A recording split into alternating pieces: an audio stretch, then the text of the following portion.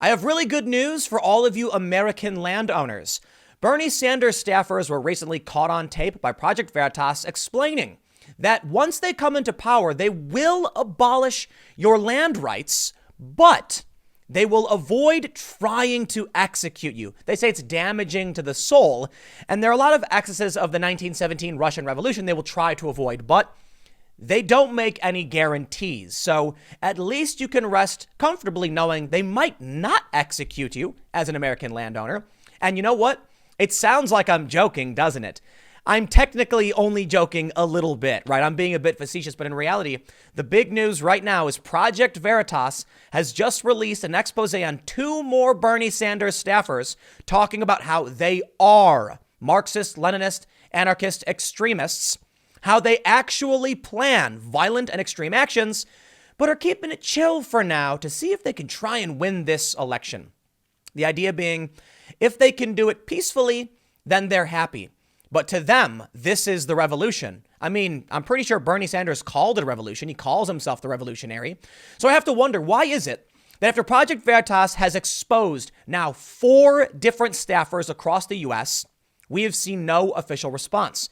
I'm also curious why there seems to be a general mainstream media blackout when this story was actually generating more engagement than the whole Bernie Warren controversy.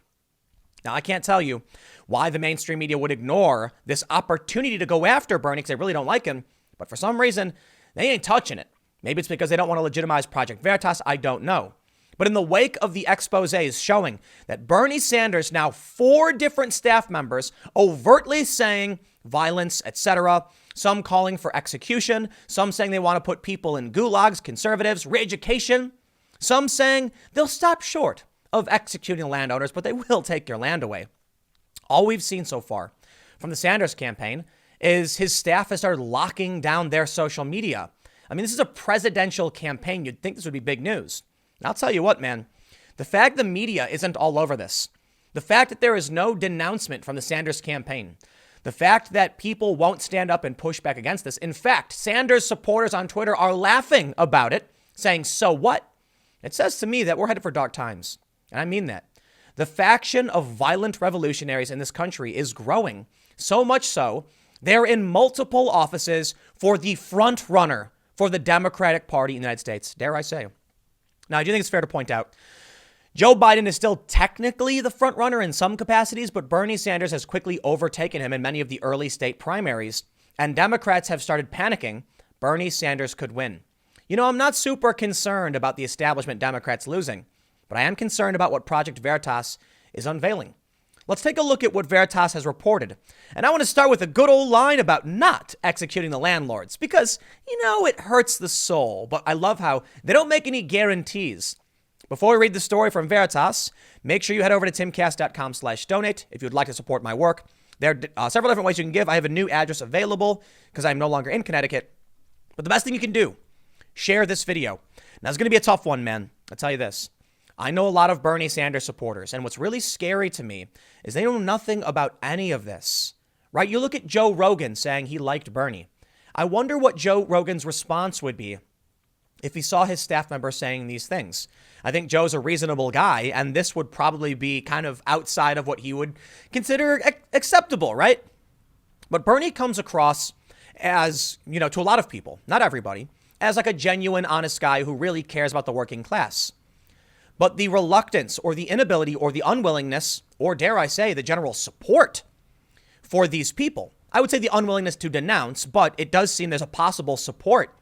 I mean, these people are in his campaign. The other staffers know who they are, believe the same things as them. That's why they're saying these things. They believe they're sitting around with allies inside Bernie Sanders' field offices. Bernie Sanders won't denounce it. His supporters praise it. Sounds to me like these people are serious. Now, I do want to be fair. In these videos, we see a couple of scrawny 20-something frail white males. I'm not particularly concerned with their ability to stage a revolution. But I do think it's important to point out what they're advocating for is insane. And the last thing we want to do is give them political power because they're literally talking about, well, we don't have to kill the landowners. What do you mean? It shouldn't even be a thought or a question. The people are nuts. So let's read some of these quotes from Project Veritas, what they've uncovered. In this, we see a man named Mason Baird, Sanders field organizer, who said, the militant labor movement is kind of our last real kind of chance before, we try other. Here's a quote. After we abolish landlords, we don't have to kill them. That's my feeling. I think it's damaging to the soul. But there were plenty of excesses in the 1917 Russian Revolution I would hope to avoid. Labor. I think that's a big source of power for us. And just try to gain as much leverage and power in the short time that we have. Lenin didn't have the internet. They were a peasant society. And I mean, it was like, so, I would hope that that we'd be doing a bunch of prep work before the capitalists got hip to what we were doing, I guess. That's my best. I'm not excited about the prospect of armed struggle. And so I think that if we pay attention to the lived experience of people in post-Soviet states and in Russia and things like that, then we do find that, like a lot of the stories we're told in the United States about, the gulags and the persecution of the kulaks and things like that are exaggerated. We certainly don't have a straight perspective on that stuff in America. Do you know what a kulak is? Essentially, it's somebody who had certain kinds of means, not necessarily the wealthiest, but let me show you from Wikipedia. They say the word kulak originally referred to former peasants in the Russian Empire who became wealthier during the Stolypin Reform from 1906 to 1914. During the Russian Revolution, the label of kulak was used to chastise peasants who withheld grain from the Bolsheviks. So basically other poor people who wouldn't give in, I guess. According to political theories of Marxism and Leninism, in the early 20th century, the kulaks were class enemies of the poorer peasants.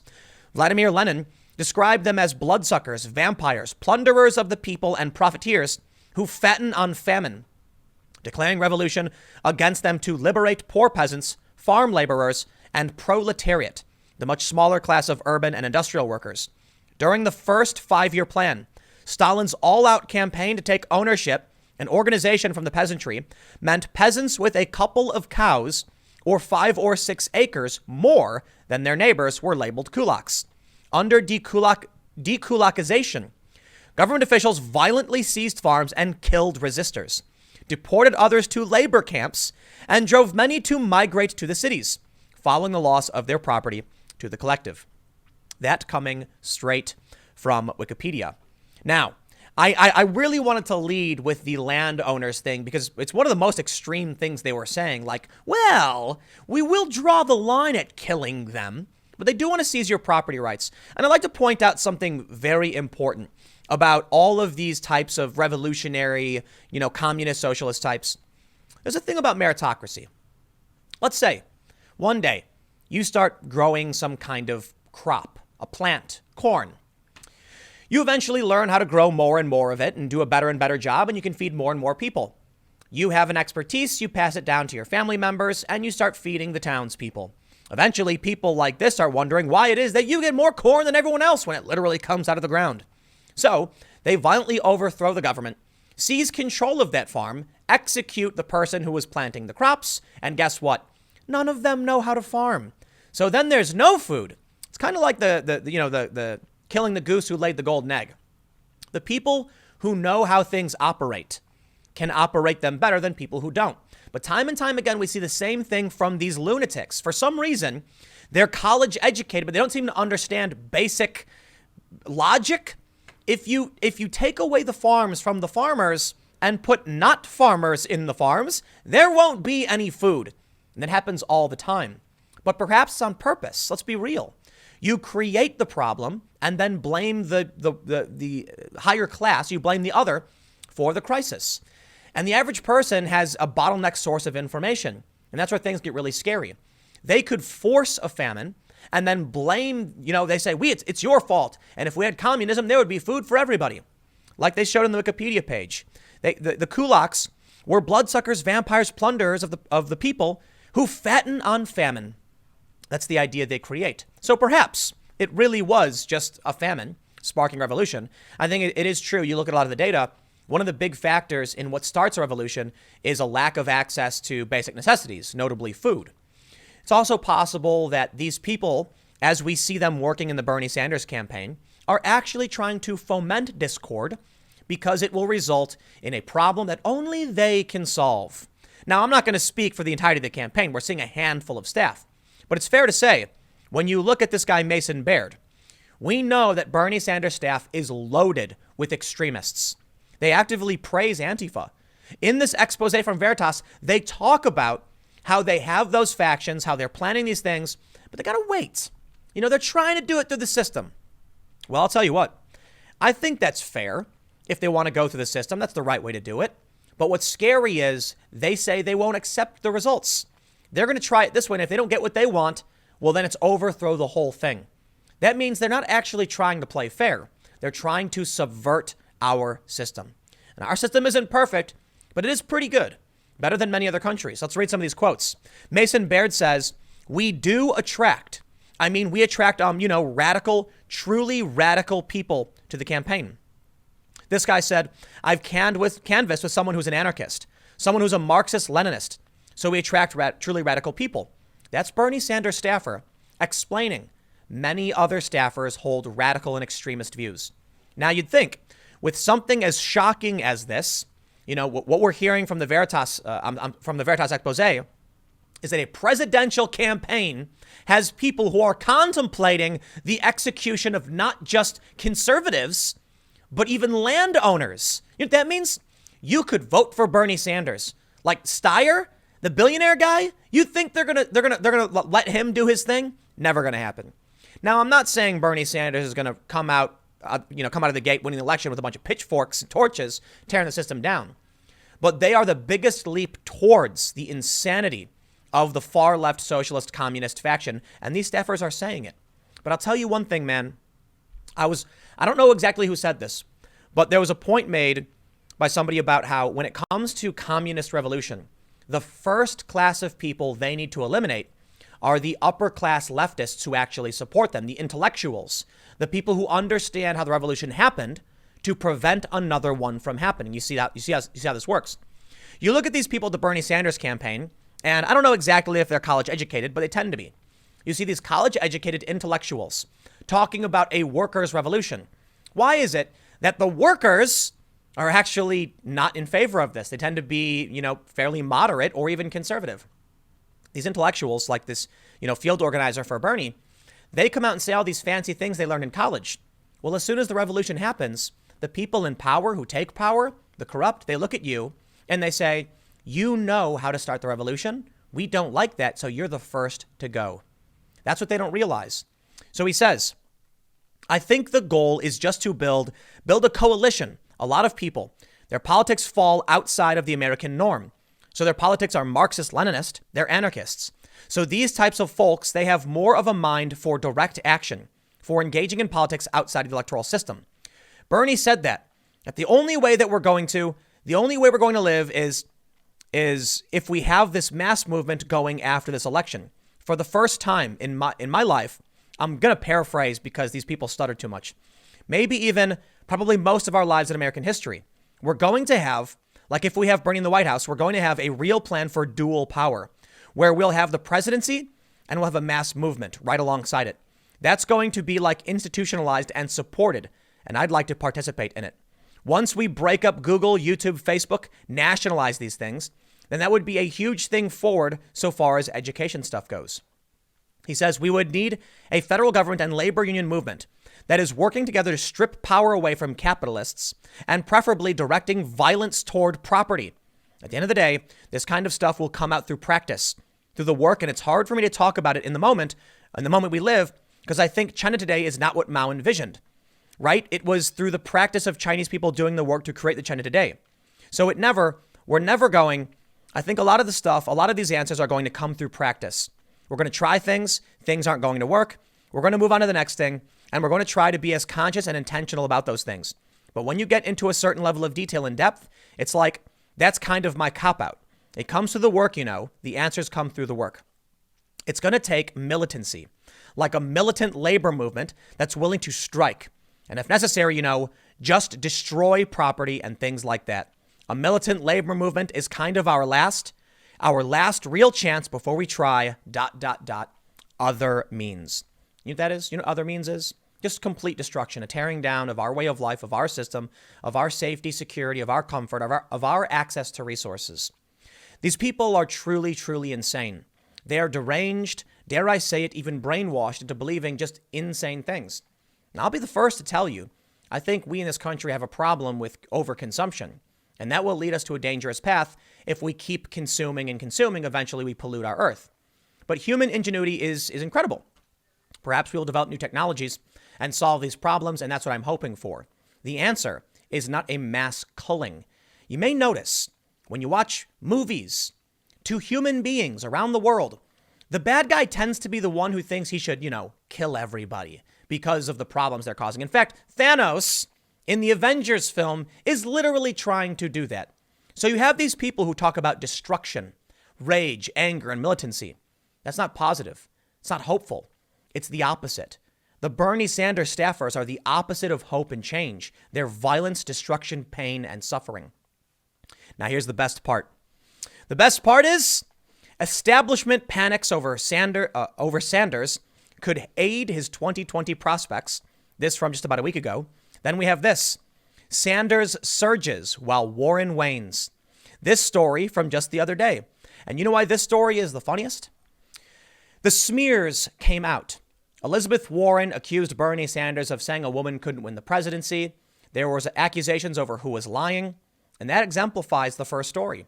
The media machine came out in full force, leaking audio.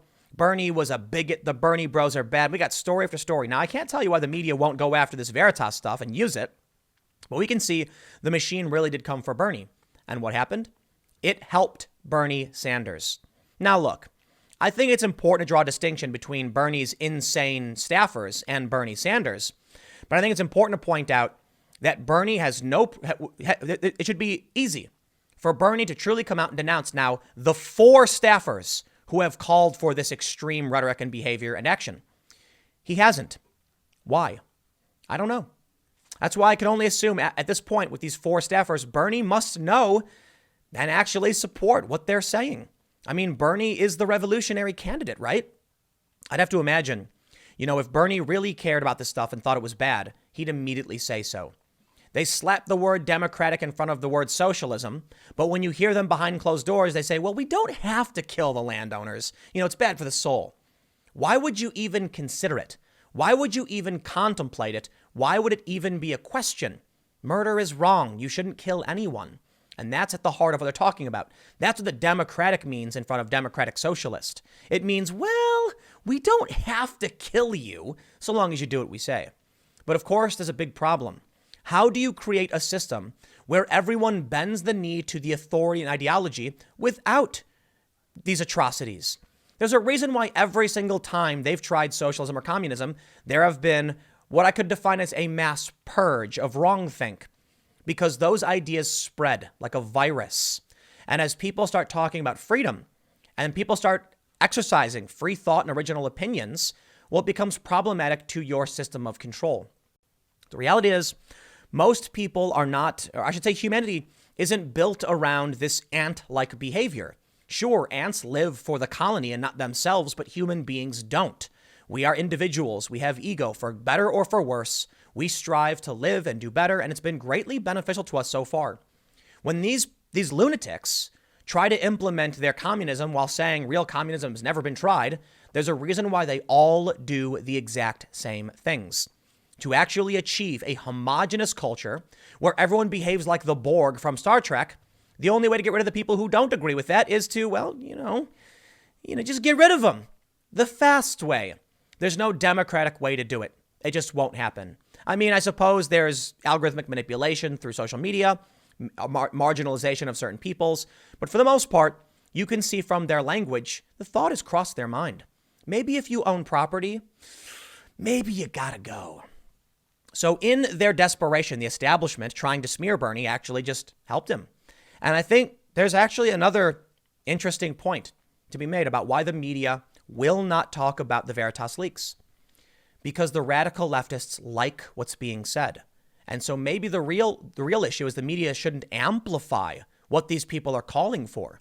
Because while you may think of it as a negative that could smear Bernie, What's really happening is the media is putting out information that some people who are radical might actually agree with.